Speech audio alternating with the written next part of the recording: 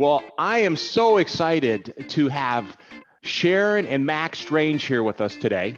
It is a real pleasure to have you guys. And you guys are in Nashville, is that right? Yes. Good morning, Pete. Good morning. Thanks for having us on. You are welcome. And did you guys get all that fun weather last week? We're not good with snow in the South. I was talking to somebody yesterday from Chicago who said, I thought people were kidding me when they said no one would be out when there's snow or ice in the South, and they were not kidding. Yeah, well, it gets to be dangerous because nobody knows how to drive, and you watch some of the videos of Texans, they don't even know how to walk on ice, right? Yeah, exactly. That's correct. I saw a YouTube video where this lady is walking on her frozen pool, right? So she walks on her pool that's ice, and can you believe it? She falls through. Wow. That's crazy. So be it. Well, hey, congratulations. I know you guys, I worked with you about 2 years ago, or roughly that time frame. And you guys came to me looking to potentially invest in a franchise. So what I wanted to do is kind of take a step back. So you guys, I remember, came from very diverse backgrounds. So you really, your careers were not in business or franchising, right? So Sharon, Mack, can you guys tell us a little bit just about your backgrounds prior to investing in a franchise? Sure. So I was in teaching, have a degree in biology and chemistry, taught high school, and then went to 8th grade science. And we were moving along in those careers. I'll let you tell your. I was a minister for 30 years. And honestly, what it came down to is our kids were grown. We have 4 kids, and they're in their mid-20s, literally all around the world. And we're very dedicated in both careers, and we just did not have much in terms of togetherness from the standpoint of how our days went and our careers. And we just wanted to be together.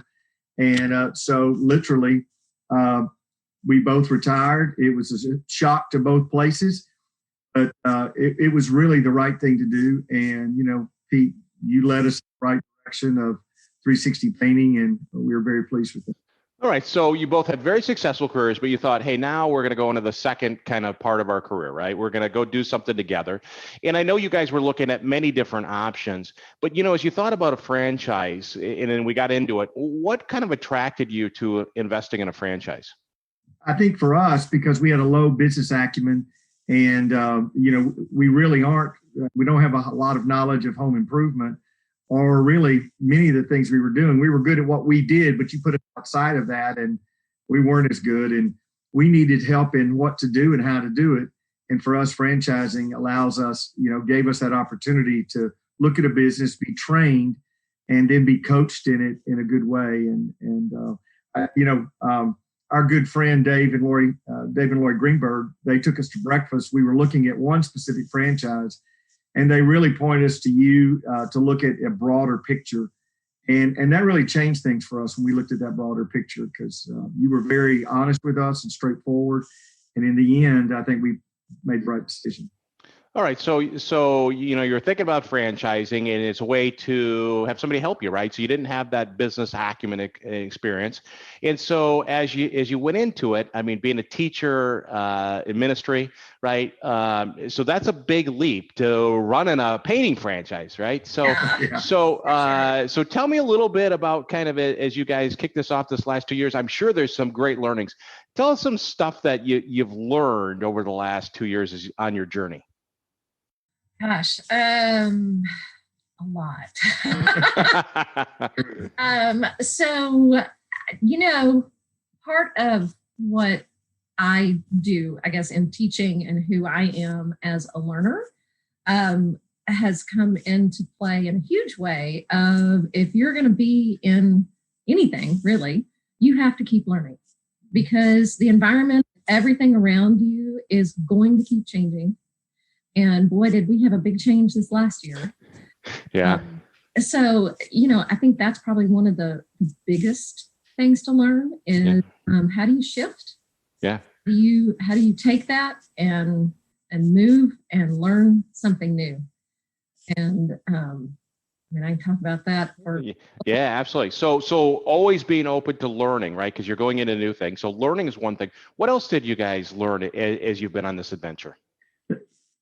For me, Pete, and this is the ministry piece, life is about relationships. And at first, when we got out of training, we were real intimidated. And then one day I was sitting there in front of a customer's house about to go and do an estimate. And it just occurred to me, this is a real person. It's okay. They're not going to bite your head off. So it's about relationships. It's really not about paint. And so I went into that house to find out their why, not just their what, because I determined I'm going to ask them why they want to do this. And then I talked to them about how we could meet that why. And I got the business. And I think in the end, when you realize it's about relationships, it really helped us kind of be more confident and peaceful about all of it. Yeah. So you guys have, I've been told, have done a wonderful job building your business. And I heard the rumor you guys were the franchisees of the year last year. Yeah, we did. Hey, by the way, there's the trophy. All right. Yeah. And by the way, Pete, it says Sharon Strange. My name's not anywhere near it. So we know who the real boss is. Absolutely. One of the things is we decide in our evolution, and I kid all this all the time, but it started out as 360 Painting Mack and Sharon Strange. A little bit later, it's 360 Painting Sharon and Mack Strange. And now it's 360 Painting Sharon Strange. Yeah. Right. And we got it right. And we decided, as Sharon, she evolved so quickly and it took leadership, it just, you never know. And instead of saying, this is our model, we're sticking with it, we saw Sharon's potential and giftedness and said, hey, we gotta let her go with that. And we're woman owned now. And we really are, that's the way we present ourselves. Yeah. Sharon Strange and 360 Painting. Oh, that's awesome. And that's another lesson you learned, right? Adapt, right? So kind of you shifted your business model and boy, did it work. And franchisee of the year during a COVID-19 2020 or, just crazy. So yeah, from a standpoint, sure. From a standpoint of a business, and as we talk about last year, we're not going to spend a lot of time talking about it. We would like to all forget 2020. But this idea of being a franchisee during the middle of a pandemic, did you see the real benefits of being part of a franchise system where the franchisor helps adapt the business model? You can kind of lean on them as you're going through the tough times, as well as other franchisees. Was there a real benefit to that? Absolutely. That's one of the biggest reasons why we went with, a franchise, and specifically the one that we chose was looking at the support that was offered. And, all of the different methods. We have a central forum where everybody goes. They send a lot of things there, as well as, everything is, shared drives and everything Google based. So it's wonderful to be able to share those resources immediately. So when everything happened,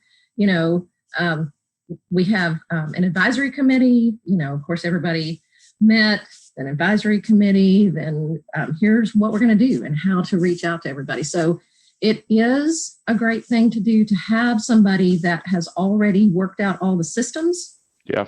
You can always adapt it how you want, because ultimately it is your business. And if you need to tweak it and do it a little bit, slightly different, that's up to you in running your day-to-day business. But the overarching part of it, franchising is great to be able to do that.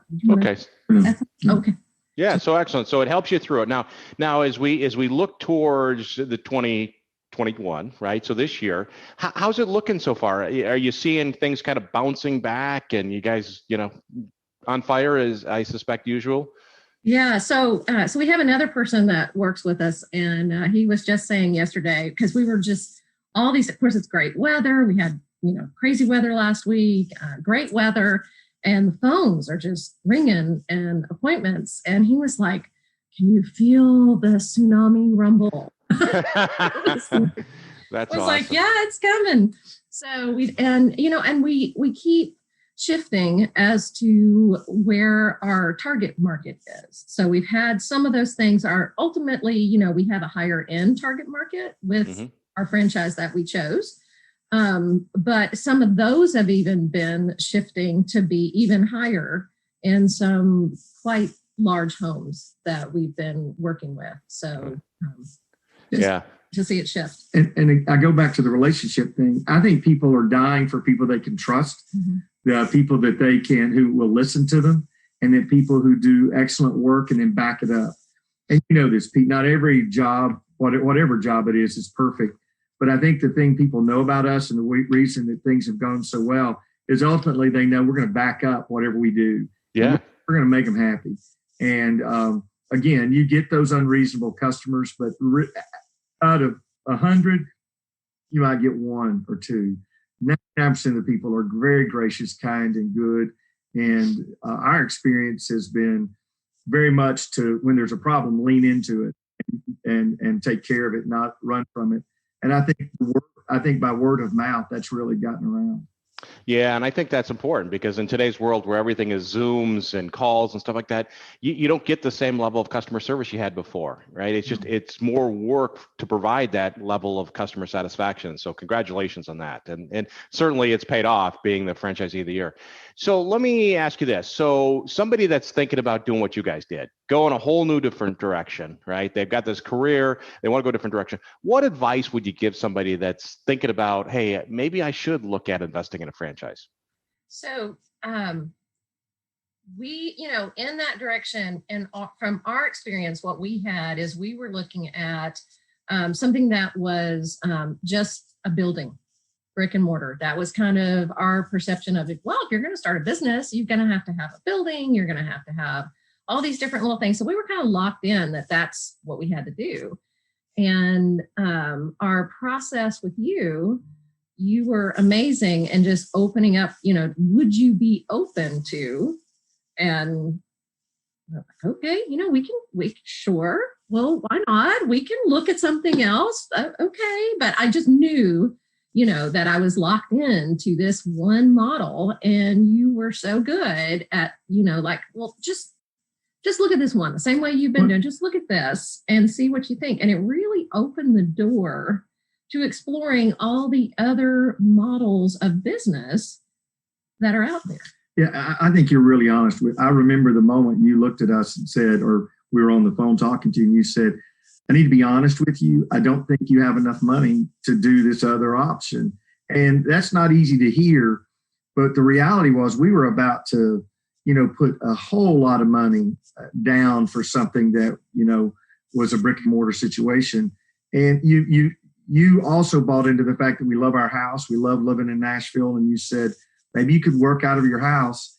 And it changed our perspective, that then changed our decision.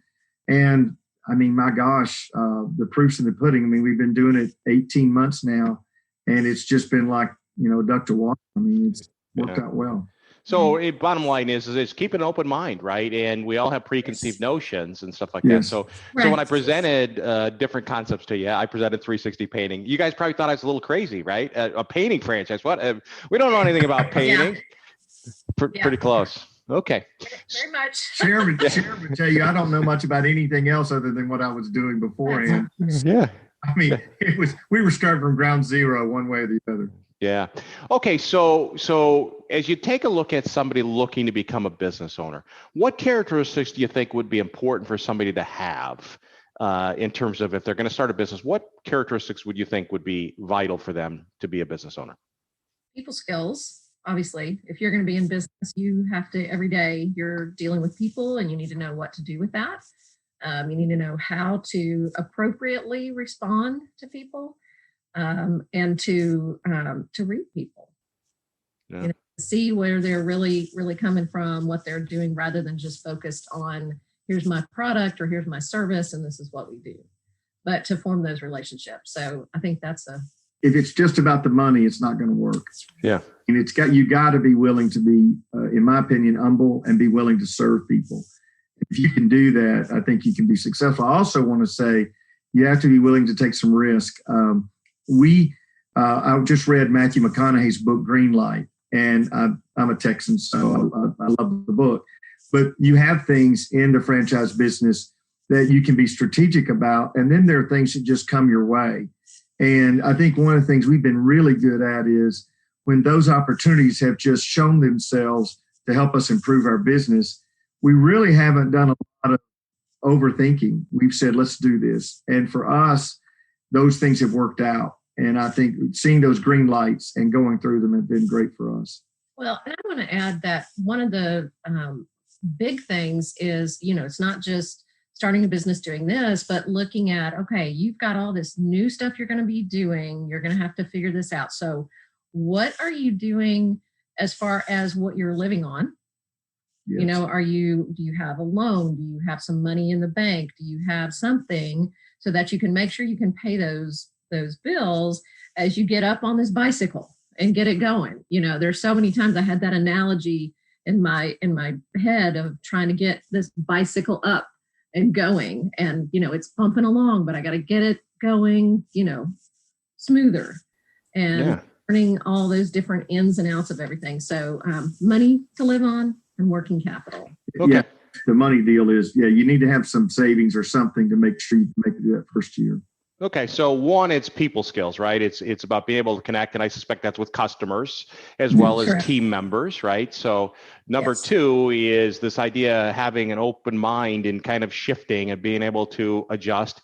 And then number three is, literally going and having the business properly capitalized, because if we're not properly capitalized, it just puts stress on the business, puts stress on the business owners and stuff like that. Is that correct?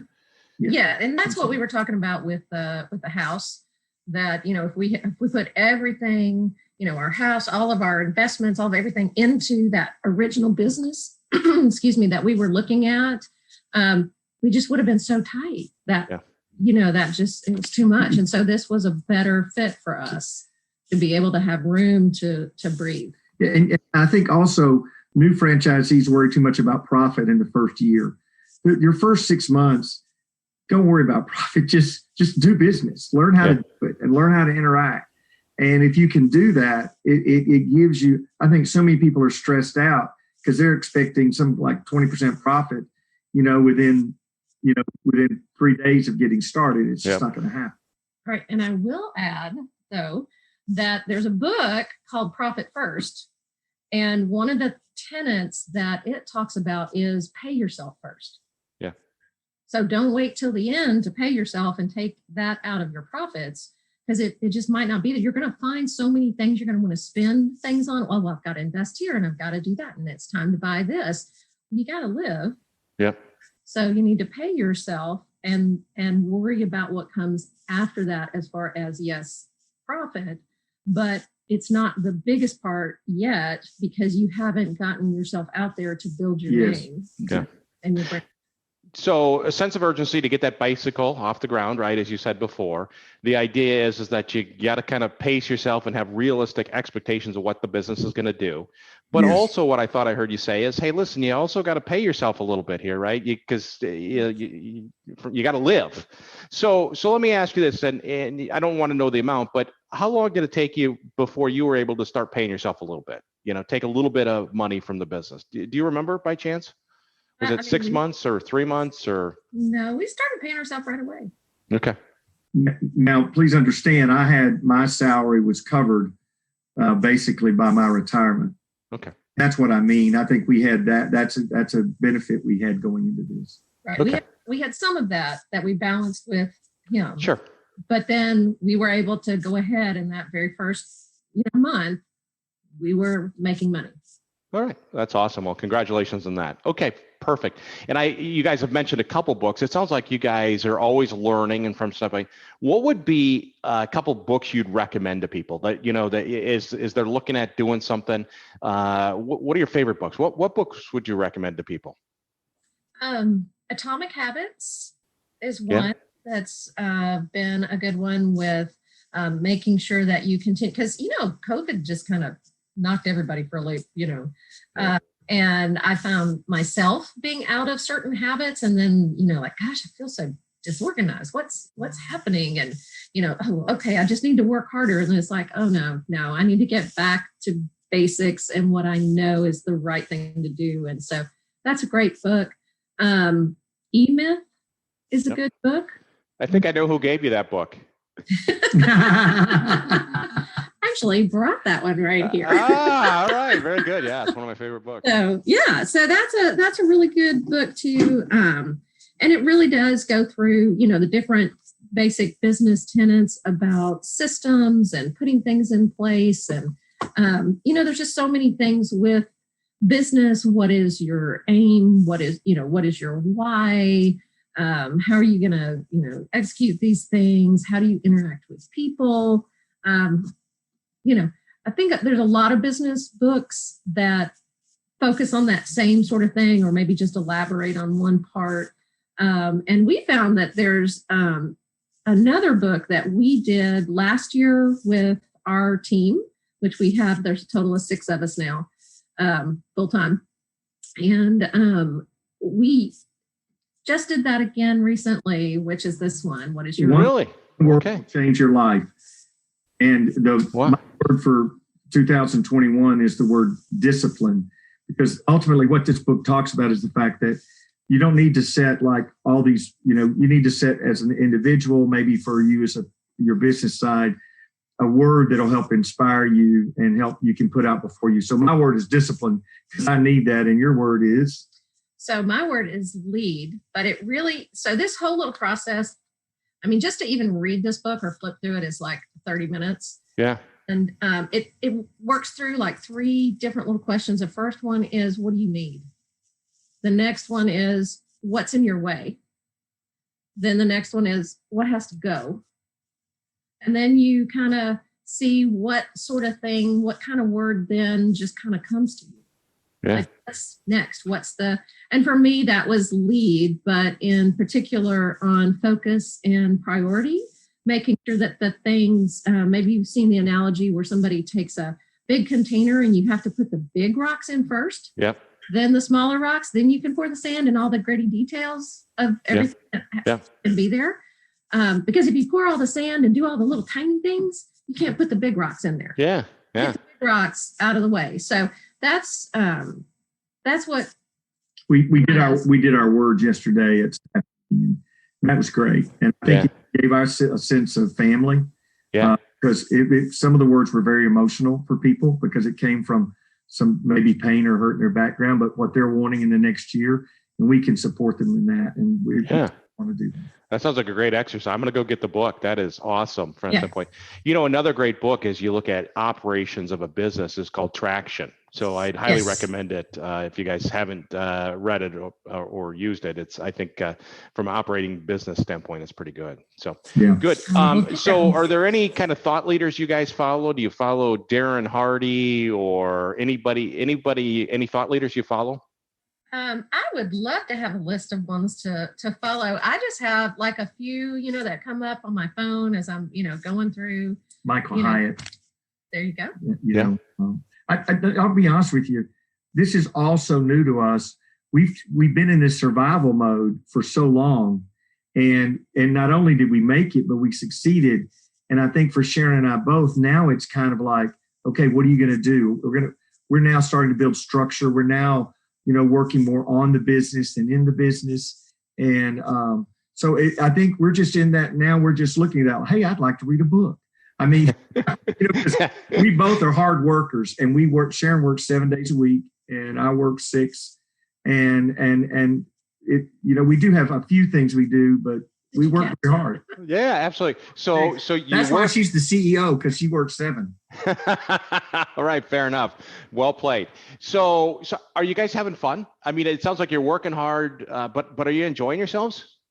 We are. We have a great team of people that we put around us, and they come into the office, and we have a good time, and we've taken some time to be with family and have a little bit of that coming up soon too.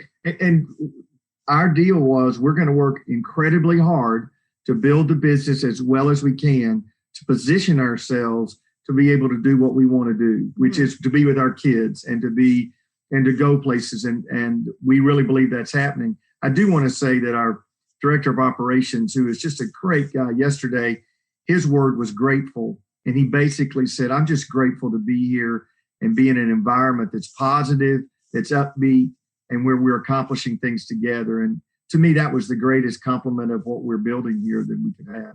Yeah, I think there's a lot of stuff tied gratitude to success, right? If you have a mindset of gratitude, generally success comes your way. At least Yes. what I've kind of done that stuff. So that's awesome.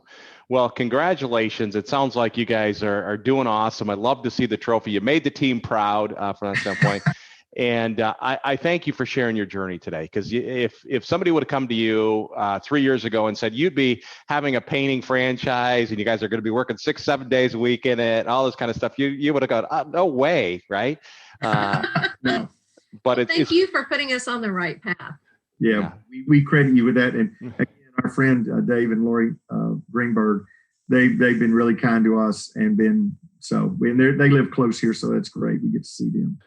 Well, next time I'm in Nashville, I'll take you guys to dinner. I would love to see you guys in person. Get out of the Zoom world and go celebrate your successes. So thanks again for sharing your time. I know you guys are crazy busy. So thanks. You are amazing. And thank you so much. And we highly recommend you to everyone. It was a fabulous process. All right. Thank you. All right. Best of luck to you guys. Thanks so much. Bye-bye. Take care. Bye-bye. Thanks for listening to the Hire Yourself podcast. For more resources, check out our website at hireyourself.com. And remember to subscribe to this podcast to receive each episode. Please leave us a rating, and we'd love to hear your feedback or suggestions for topics.